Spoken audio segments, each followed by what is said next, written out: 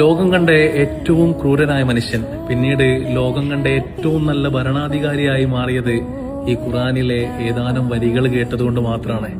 അള്ളാന്റെ റസൂലിനെ വധിക്കാനായി, കൊലപ്പെടുത്താനായി ഊരിപ്പിടിച്ച വാളുമായി തന്റെ കുതിരപ്പുറത്ത് കയറിയിട്ട് റസൂലിനെ തപ്പി ആ ഭ്രാന്തമായ നഗരങ്ങളിലൂടെ ചുറ്റി നടക്കുന്ന ഉമർത്തങ്ങളെ ഖുറാനിന്റെ ആയത്തുകൾ കേട്ടിട്ട് പിന്നീട് റസൂലിന്റെ മുമ്പിൽ വന്നിട്ട് ആ ഊരിപ്പിടിച്ച വാള് റസൂലിന്റെ കാൽക്കൽ വെച്ചിട്ട് പറയുന്നുണ്ട്, അഷ്ഹദു അല്ലാ ഇലാഹ ഇല്ലല്ലാഹ് വ അഷ്ഹദു അന്ന മുഹമ്മദ് റസൂലുള്ളാഹ് എന്ന് പറഞ്ഞിട്ട് ഇസ്ലാമിലേക്ക് കടന്നു വരുന്നുണ്ട്.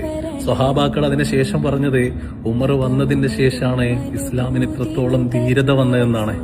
യൂഫ്രട്ടീസിന്റെ നദീതീരത്ത് ഒരു ആട്ടിൻകുട്ടി വെള്ളം കിട്ടാതെ മരണപ്പെട്ട് കഴിഞ്ഞാൽ നാളെ അള്ളാന്റെ കോടതിയിൽ അതിനുപോലും ഞാൻ ഉത്തരം പറയേണ്ടി വരുമെന്ന് പറഞ്ഞ സൂക്ഷ്മതയുള്ള ഭരണാധികാരി. ഉമർ തങ്ങള് തന്നെ വിശേഷിപ്പിച്ചത് ഇങ്ങനെയായിരുന്നു, ഖത്താബിന്റെ വീട്ടിലെ കഴുത ഇസ്ലാമിലേക്ക് വന്നു കഴിഞ്ഞാലും ഖത്താബിന്റെ മകനായ ഉമർ തങ്ങള് ഒരിക്കലും കടന്നു വരില്ല എന്നുള്ളത്. ആ ഉമർ തങ്ങള് ഇന്ന് അന്ത്യവിശ്രമം കൊള്ളുന്നത് റസൂലിന്റെ ചാരത്താണ്, റസൂലിന്റെ ഏറ്റവും നല്ല കൂട്ടുകാരൻ. അതുപോലെ ആരെയും കണ്ട് നമ്മൾ വിലയിരുത്തണ്ട.